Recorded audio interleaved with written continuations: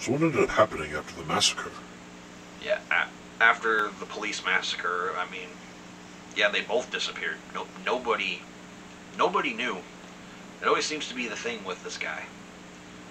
One minute he's there, and he always finds a way to disappear. Doesn't matter what happens, no matter who was there, he always disappears again. Like I told you before, this guy's like a ghost. It says here that there was something about a cult? Cult of Thorn? Yeah, this whole cult. Apparently they were the ones controlling him this entire time. That doesn't make any sense. I was always under the impression he was evil. Evil incarnate. Couldn't tell you, Doc. I was always under the impression that he was just evil, as your grandfather constantly kept saying. Can you tell me? That's it. I didn't know much about this cult. I didn't know this was a thing. But man, the secrets that I uncovered down there. What can you tell me? Which version do you want?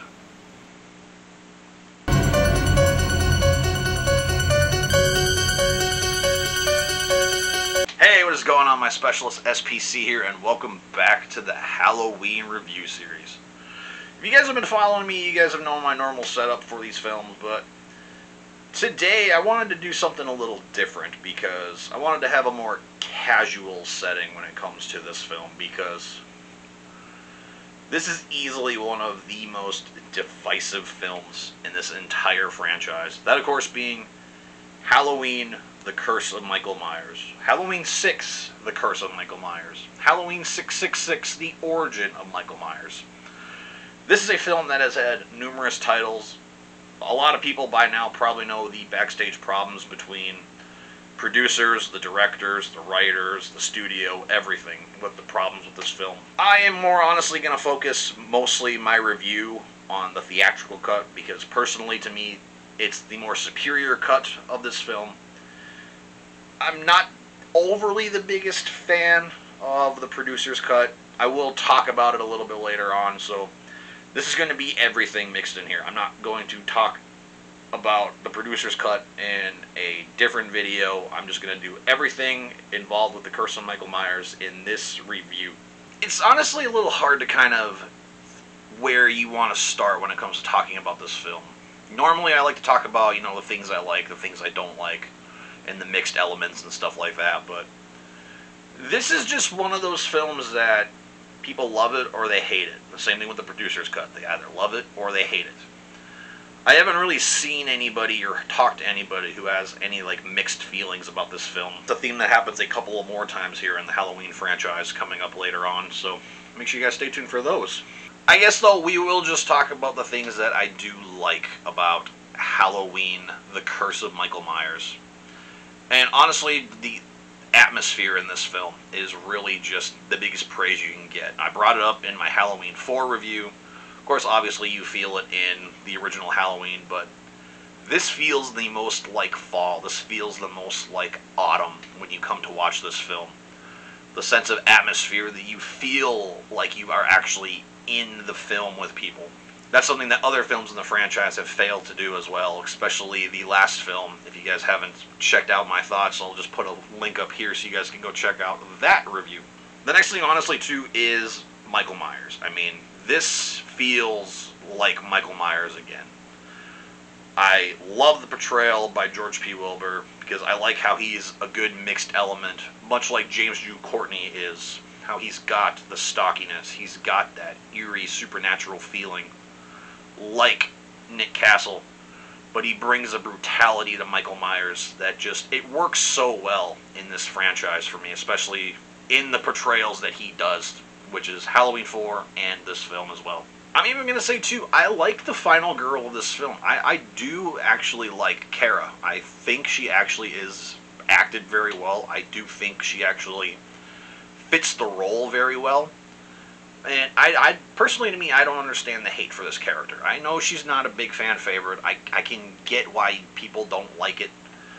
But I've always liked this character. I don't think she's obviously in comparison to, Danielle Harris or Jamie Lee Curtis by any means, but her role as the mother, as the protector, as the final girl, I think she serves a very good purpose to this film. I'm even going to say it too, I know it's an unpopular opinion, but I actually don't mind Paul Rudd's performance either in this film.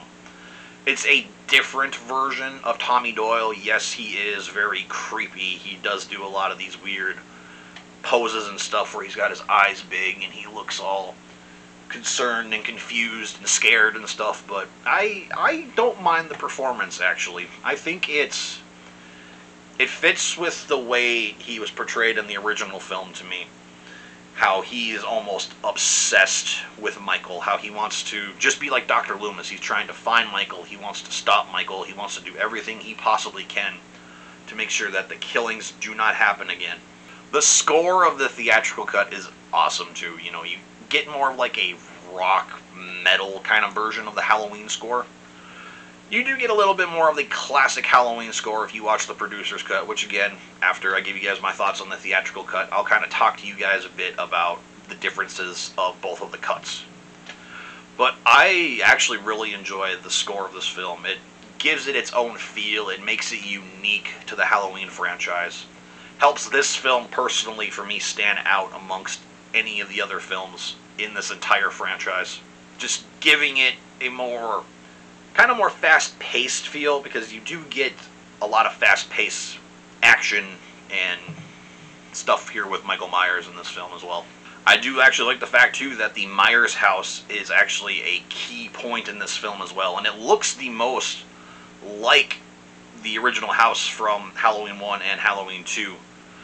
How it's obviously, been renovated and stuff and looks a lot newer. But I like how it serves a good purpose, how the Strodes, who adopted Laurie, live in this house. And especially continuing the Strodes storyline in this film and in this franchise helps kind of keep the family ties, I guess we can kind of say, to everything. So I love the way the Myers house looks, especially too when it is nighttime, the way that it is framed and shot. It just looks creepy and eerie in its own way, almost like a haunted house. Kind of reminds me a lot, honestly, of the Bates house from the original Psycho.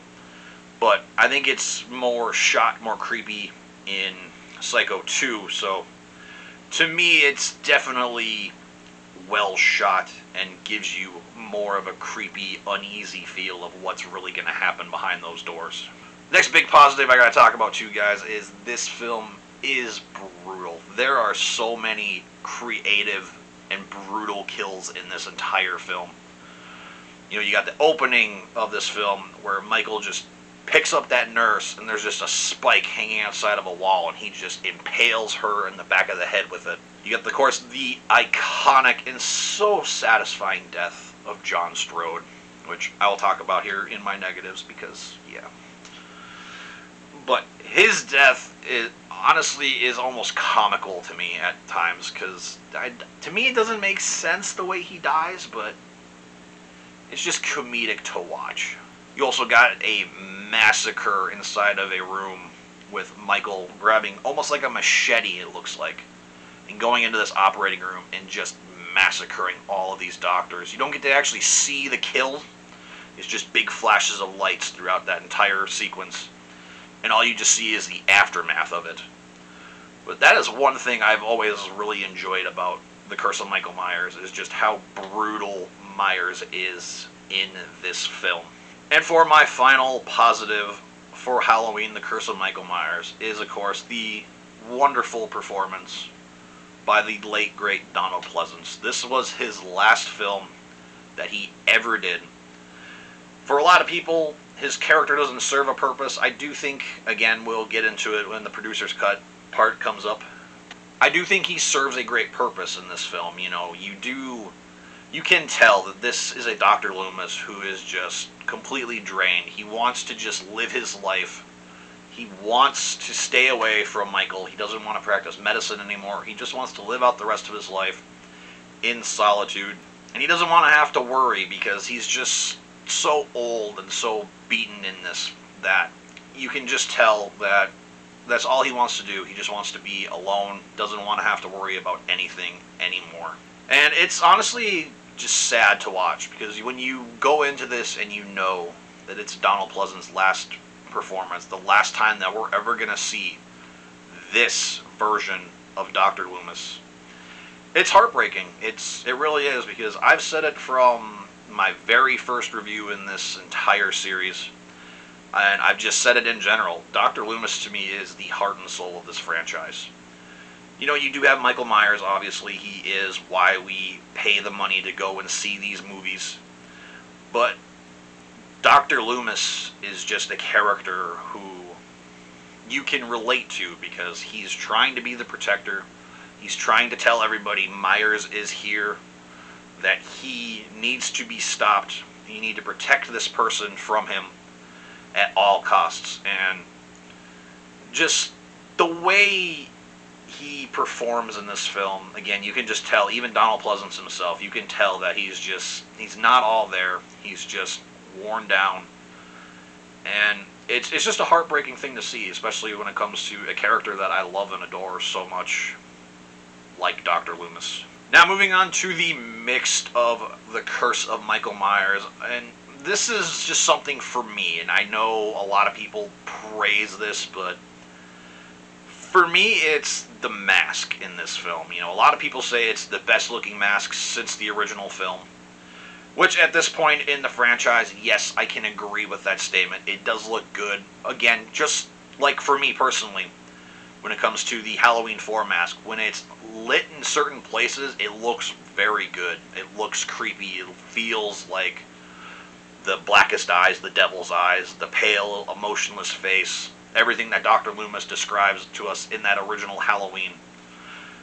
It does feel the most like that mask, but at the same time, when you look at it from certain ways, you can see George P. Wilbur's eyes, and that's always something that's bothered me about a lot of the masks in the Halloween franchise, is the fact that for a lot of them you can see Myers' eyes. Of course, we'll talk about that in the next film, because that's just a problem in general with that next film.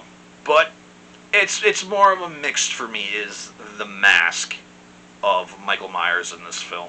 Of course, obviously, too, getting into the things I don't like, I mean, it's kind of obvious. This entire cult of Thorn storyline added in, it's dumb. I don't like it. I've never heard anybody say that they actually like and enjoy this portion of the story, because we're just under the impression for what's basically 4 movies, Michael is just pure evil.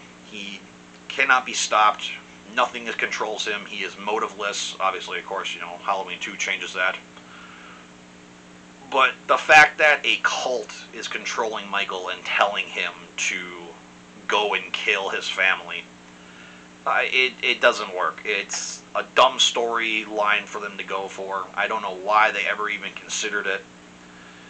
It's something that I don't like. Next negative I don't like, man, I mean, the character of John Strode. I brought him up earlier, but he is just such an asshole in this. They don't really, you know, give you the context of what happened between him and his family with Kara. They don't tell you, but at the same time, it's a good mystery to kind of think, like, oh, what could have possibly have happened?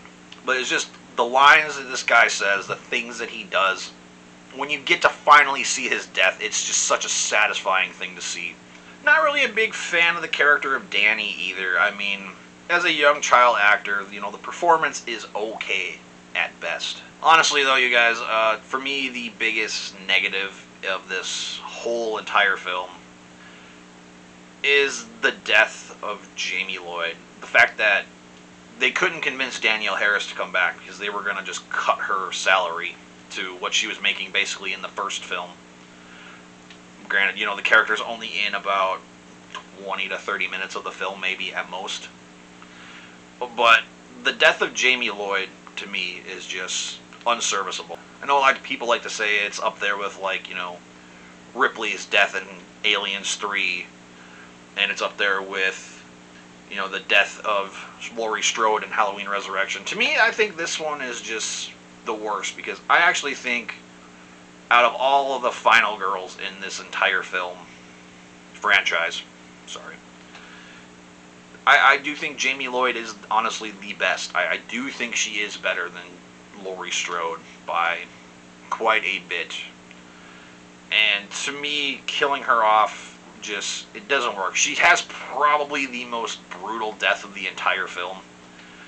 But just the way she goes out, the fact that they had to recast her, I don't think the actress does the best job. I am convinced this is the Danielle Harris version of this character, I will say, but overall, just everything they do with Jamie Lloyd in both of these cuts, they don't work for me at all. So guys, before I give you guys my score, it is now time to talk about the differences in both of the cuts. So, the opening of the theatrical cut, you have Tommy Doyle giving you guys kind of the recap of what happened in the previous Halloween films. In the producer's cut, you get Dr. Loomis, who gives you that monologue. It obviously feels better and sounds better coming from Dr. Loomis than hearing it from Tommy Doyle. Of course, going into this, if it's your first time watching it, not knowing who is talking, who this character is who's talking, it seems more practical to me to have Dr. Loomis be the one to give us this dialogue of everything that's happened in the past, and just how it sounds is just heartbreaking coming from Dr. Loomis himself. Instead of the more heavy metal rock version of the score, you get the classic John Carpenter Halloween score. And while I will say for the producer's cut to a degree it works a little bit better, because the producer's cut is a lot more heavily focused on the Cult of Thorn storyline, and that's one reason why I don't think this cut is the greatest. It still works. There's still some things in here I wish would have gone to the theatrical cut to make it a little bit better, but I digress. I also noticed too on this last rewatch, I've only seen the producer's cut twice, and I've obviously wanted to watch it before I came on here to do this review, but the producer's cut is a lot more brighter. The sense of atmosphere, the blue hue that you get from this film, it works better in the theatrical cut than it does in here. The fact that even when Myers is coming out of the shadows at the beginning of the film before he kills that nurse, in the theatrical cut, you don't see him until he's about like right here. In the producer's cut, you can see him way back here when he's walking, so it's a lot more noticeable, a lot less scary seeing Myers coming from a distance instead of being right here from the shadows, and then he just appears, kind of like he does in the original Halloween. Also in this film, Jamie is not killed on that corn thresher. She is just stabbed in the stomach. She says, you know, you can't have the baby, Michael. And she is taken to the hospital instead, where later on she is more unserviceably killed by the man in black. She's just laying there unconscious. She's having these visions of what happened to her while she was taken by the cult. And she gets shot in the head by Dr. Wynn. And to me, that's almost more disrespectful than killing her off the way they did in the theatrical cut. There's also a part 2 while Loomis and Dr. Wynn are at the hospital. And even at Smith's Grove, you get more of the iconic Dr. Loomis, the lines that you are expecting him to have. Lines that he didn't even have in The Revenge of Michael Myers. You only get one entire line in Halloween 5 that even remotely feels like old Dr. Loomis. This truly does feel like Dr. Loomis. That's one thing I think the producer's cut does do a lot better and a lot more serviceable, is to the character of Dr. Loomis. Even to the death of John Strode, in this one, he is just impaled into that electrical panel and he just gets electrocuted to death. Unlike the theatrical cut where he is electrocuted and his head just explodes for no reason. The third act too in the producer's cut is just so rushed. That's the thing I love about the theatrical cut, is you get to spend a lot of time inside of Smith's Grove. You get to see Tommy and Kara going throughout the hospital and actually getting to kind of see what's going on there, what this cult is actually doing. when you watch the producer's cut, it's so rushed. You get Loomis and Tommy there. Loomis goes to try and find Dr. Wynn. Tommy obviously goes to try to find Kara and the baby and Danny. And all that is just them running away from Michael. Tommy puts down a whole bunch of ruins, cuts his hand, puts some stuff on the floor with his blood, just says Sam Hain, as Michael is just holding him by his throat. After he says Sam Hain, he just releases Tommy and just stands there in the middle of these ruins. He just stands there. Again, to me, that's not Michael Myers. That is just, it's not what Myers is. He is evil incarnate. He wants to just go and kill people. He has no motives. He just wants to kill his family. And the fact that the numerous things that have happened to Myers in the franchise, repeatedly getting shot, getting stabbed, burning to death, just everything they've done to this character, and throwing rocks on the ground is what stops Michael. No, that does not work at all. And then finally, I'm a little mixed on the ending of the producer's cut, because I feel like if they would have mixed part of the producer's cut along with the theatrical cut, kind of mixed them together, it would have been a lot better of an ending. But you have Dr. Loomis, after he's standing outside talking to Tommy and Kara, saying, "No, I have unfinished business," goes back into the hospital, sees Michael laying on the floor where all of the ruins and stuff are, and he goes to pull off the mask as he's talking to Michael, and ends up being Dr. Wynn. Wynn grabs Loomis by his hand and gives him the thorn symbol and tells him, "It's your turn now, Dr. Loomis." And I do think that that ending is a little bit more serviceable to a degree, but the thing that I like about the theatrical cut is where the ending actually takes place, because when you get to the theatrical ending of the film, you just pan down and it's just Michael's mask laying there, and you just hear Dr. Loomis screaming in the background. So obviously you're assuming that Michael is finally killing Dr. Loomis. Where in this, Loomis is just grabbing his hand, screaming in pain, and Myers is walking down this dark hallway. He's just a silhouette, and he's wearing the Man in Black suit. Pans down, you just see Myers' boots, cut to black. I just think if the producer's cut ending took place in the room of the theatrical cut, to me it would have worked a little bit better of an ending, at least for me personally. So guys, overall, I am a pretty big fan of The Curse of Michael Myers. For many years, I will say, this was my least favorite Halloween film. You've heard me say that before. You're going to hear me say that again in a future video. For many years, I did not like this film because of the whole Cult of Thorn storyline, but I will also continue to say this throughout this entire review series, but Halloween 2018 really changed my outlook of how I watch the Halloween franchise now, and how I actually feel about the series.